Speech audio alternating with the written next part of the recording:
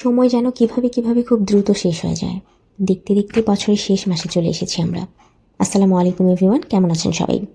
আজকে চলে আসলাম ছোট্ট একটা ডেইলি ব্লগ নিয়ে। তো সকালে ঘুম থেকে উঠেই প্রথমে মেয়েদের যেই কাজ, আমিও তার ব্যতিক্রম নই, নিজের ঘরটাকে পরিপাটি করা। তারপর নাস্তা করে নিলাম, আর নাস্তা শেষ করে আমার গাছে একটু পানি স্প্রে করে নিলাম, ওদেরও তো নাস্তার প্রয়োজন আছে। তো নিজের একটু যত্ন, হালকা মিষ্টি রোদ দেখে ভাবলাম তাড়াতাড়ি গোসলটা সেরে নিই। আজকে একটু ঠান্ডা ঠান্ডা লাগছিল ঘুম থেকে ওঠার পরেই, নর্মাল ডেইজের থেকে আজকে একটু বেশি ঠান্ডা। এই জন্য রোদ থাকতে থাকতেই গোসল করতে চেয়েছিলাম।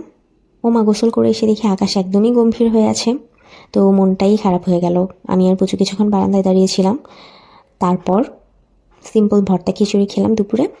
আর শ্বশুর আব্বা স্কুল থেকে আসার সময় এতগুলো সদা নিয়ে এসেছে, যেটাকে আমরা ছোটোবেলায় বলতাম মজা খাওয়ার মতো। এরপর বিকেলে একটু বাইরে চলে গেলাম হাঁটতে। মেয়েদের তো হাঁটতে গেলে মার্কেটের মধ্যে ঢুকতেই বেশি ভালো লাগে। তো মার্কেটে যেহেতু ঢুকেই পড়েছি, বাসায় পরার জন্য এই বল প্রিন্টের গজ কাপড়টা কিনেছিলাম। ছোটোবেলায় অনেক পরেছি, কিন্তু মাঝখানে আর পরা হয়নি অনেক দিন।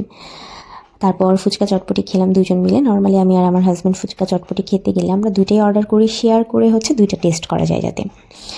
তারপর আমাকে বলেছিল কোক খাবো কিনা, তো আমি কোক খাইনি, আমি চা খেয়েছি, যেহেতু সামনেই চায়ের দোকান ছিল।